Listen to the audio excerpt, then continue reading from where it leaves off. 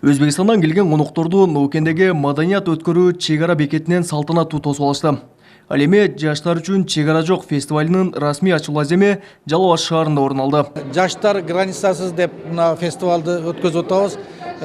Булар бизде мындай бир чегарага жакын жайгашкан областтардын арасында өтүп атат да. Мына Өзбекстандан Андижан, Фергана, Наманган областтары, бизден Баткен, Ош, Жалал Абад областтарынан.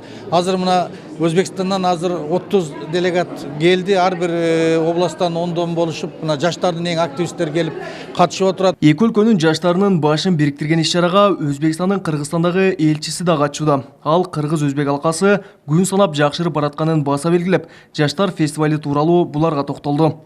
Молодежный фестиваль. Жаштар фестивалы дагы да улантылышы керек. Бул иш-чараны уюштургандарга ыраазычылык билдирем.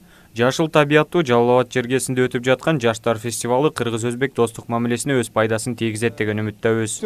Несет свою лепту в узбекско-кыргызскую дружбу. Катышуучулар 3 топко бөлүнүп, жаштар жана миграция, жаштар жана туризм, ошондой эле жаштар жана билим берүү темасында пикир алышуу жүрөт. Өзбекстандан келген делегаттардын бири мындай фестивалдан эки тараптын тең жаштары өзүнө пайда табат деп ишенет. Мен ойлойман бүгүнкү мана ушул ташкил этилген жаштар форумунан. Мен ойлойм бүгүнкү өтүп жаткан фестивалдан эки өлкөнүн жаштары тең пайда табат. Туризм, илим жаатында келечекте бирге иштешүүгө бүгүнкү форумда жетишебиз деген ойдобуз. Мана ушул форум даырасында эришебиз деп ойлойман. Эки өлкөнүн жаштарынын башын бириктирген фестиваль 3-чү ирет өтүүдө. Буга чейин мындай иш-чара Ошто жана Өзбекстандын Фергана облусунда болгон. Белгилей кетсек, фестиваль 2 күнгө созулат. Анын алкагында туризмди даңазалоо үчүн Токтогул районундагы жайлоолордун биринде улуттук баалуулуктарды даңазалаган көргөзмө жана спорттук мелдештер орун алат.